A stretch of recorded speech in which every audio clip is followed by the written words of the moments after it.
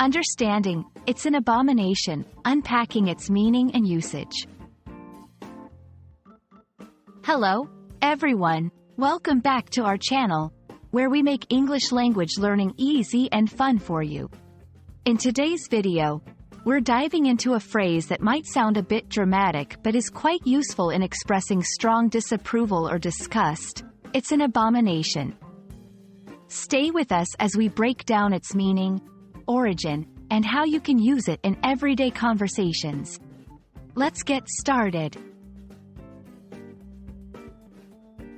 When we say, it's an abomination, we're talking about something that is extremely offensive, disgusting, or morally reprehensible.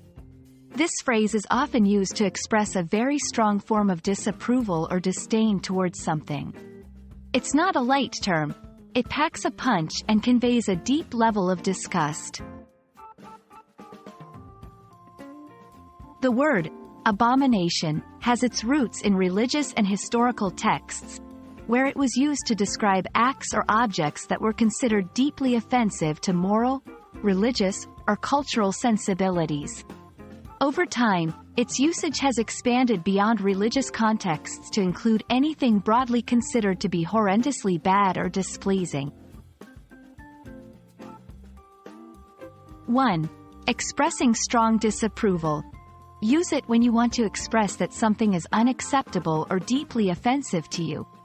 For example, the way that company pollutes the environment is an abomination. 2.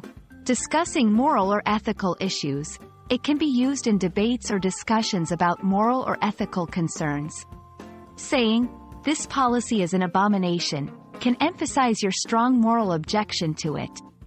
3. Describing quality or condition. In a lighter, sometimes humorous context, it can describe something of very poor quality or condition. For instance, "This pizza is an abomination," when the pizza is extremely bad. The corruption in the government is an abomination. It must be stopped. I found the state of the public toilets an abomination. As a chef, I consider using ketchup on fine steak an abomination.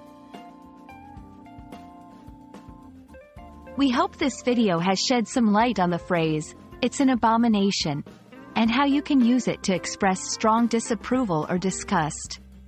Remember, it's a powerful phrase, so use it wisely and in the appropriate context. Thank you for watching, and don't forget to like, share, and subscribe for more English language tips. See you in the next video.